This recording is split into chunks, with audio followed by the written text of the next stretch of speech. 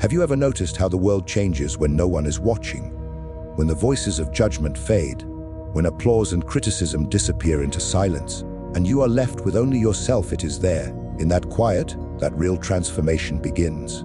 Because the moment you are truly alone, the illusions that clung to you so tightly, the need for approval, the fear of failure, the weight of other people's expectations, they all start to dissolve. It is in solitude that the first lesson whispers to you that everything external is indifferent. The praise, the insults, the fleeting triumphs, the petty annoyances, they hold power only if you allow them. Marcus Aurelius wrote, "You have power over your mind, not outside events. Realize this and you will find strength. Alone, you can practice this truth fully. You can observe your thoughts without interference, measure your actions against reason, not opinion." The second lesson waits patiently. That control begins within. In the company of others, distractions are many, opinions clash, emotions flare. But alone, you face only yourself. Every thought, every desire, every fear rises clearly, without distortion, and you can respond deliberately. Alone, you discover that self-control is not a concept, it is a living practice. You learn to pause before reacting, to choose virtue over impulse, and to embrace discomfort rather than run from it. The third lesson surfaces quietly, that all suffering comes from judgment. Alone, you see it plainly. It is not the events themselves that wound you, but your interpretation of them. A slight, a failure, a loss, each only stings because you have assigned it meaning. And when you are alone, you begin to see how you can unbind yourself from this constant self-inflicted pain. You begin to train your mind to observe without surrendering, to accept without resistance, to endure without bitterness. The fourth lesson comes like a gentle tide. That time is your most precious possession. Alone, the distractions vanish and the hours stretch before you. You cannot reclaim them. You cannot borrow them from the future. And you understand, painfully at first, that life wasted in trifles is life lost forever. The solitary hours become your teacher, showing you how to structure your mind, your energy, your intentions toward what truly matters. And the fifth lesson is perhaps the most subtle, that freedom exists only in self-sufficiency.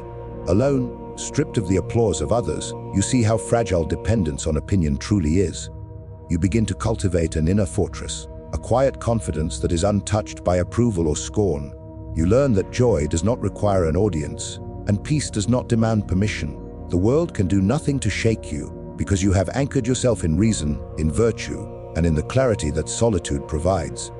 The sixth lesson arrives as patience. Alone, time flows differently. There is no rush to perform, no pressure to impress, no urgent call to prove yourself. You learn to wait, to endure, to reflect. Life's rhythms, unnoticed in the crowd, reveal themselves. You see the unfolding of cause and effect, the consequences of choice, the slow blossoming of wisdom.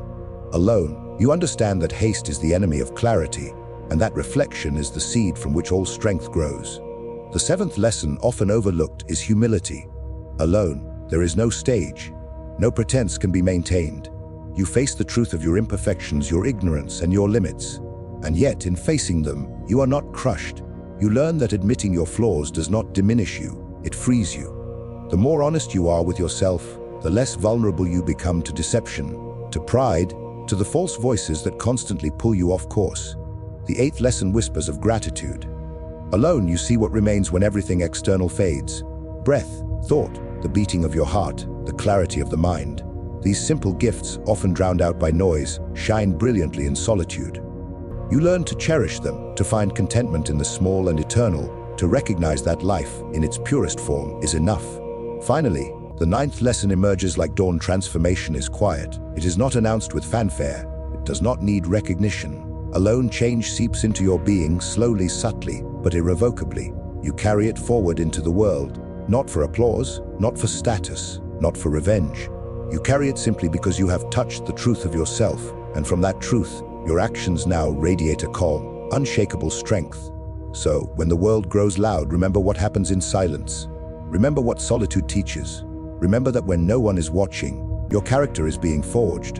And remember that every moment spent alone is an opportunity to sharpen your mind, refine your soul, and become the person you were always meant to be, steady, disciplined, unshakable, and profoundly free.